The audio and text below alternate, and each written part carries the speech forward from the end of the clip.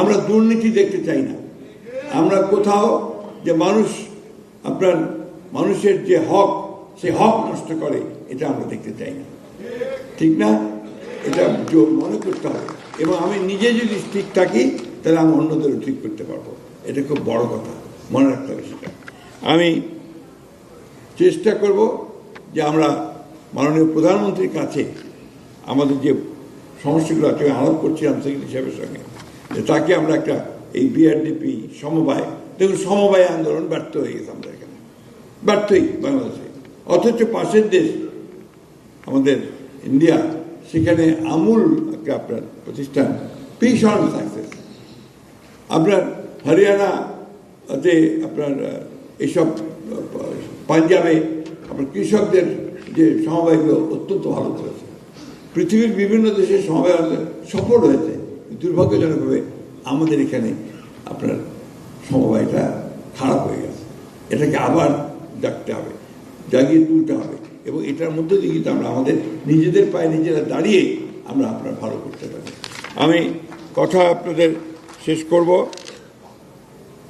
যে আমরা একটা সবাই তো চাই যে বাংলাদেশ সুন্দর হোক, তাই না? উন্নত বাংলাদেশ দেখতে চাই।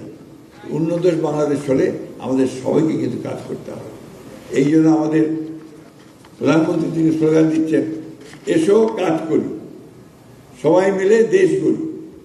তাই না? স্লোগানটা কিন্তু খুব সিগনিফিক্যান্ট।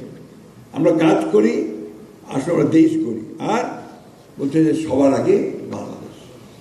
এই বিষয়গুলো যদি আমরা সামনের দিকে এগোতে থাকি, আমাদের ছেলে মেয়েদেরকে সেইভাবে আমরা সুশিক্ষিত করে তুলতে পারি। আরেকটা ব্যাপার আছে, খুব কষ্টকর, এখানে আমাদের শিক্ষিত ছেলেরা কাজ পায় না, আনএমপ্লয়মেন্ট, লক্ষ লক্ষ আমাদের শিক্ষিত যুবক কাজ পায় না। কাজ পাবে কি করে বলে? আমরা আমাদের ছেলেমেয়েদেরকে বিএ এমএ পাস করাই, ঠিক না? বিএ এমএ পাস করে সে কোন চাকরিটা পাবে বলেন আপনি আমাকে? ওকে কেন আমি ইলেকট্রিশিয়ান বানাই না, কেন আমি প্লাম্বার বানাই না, কেন আমি তাকে আপনার মেকানিক্স বানাই না? আমার জেলা ঠাকুরগা, আপনারা জানেন, সেই ঠাকুরগার গ্রামে আমি 4-5 দিন আগে গিয়েছিলাম।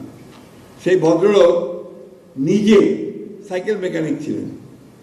সেই সাইকেল মেকানিক নিজে চিন্তা করতে করতে তিনি আপনার সোলার প্যানেল দিয়ে, নিজের আপনার প্রযুক্তি দিয়ে তিনি পাম্প অপারেটর মেশিন চালু করেছেন।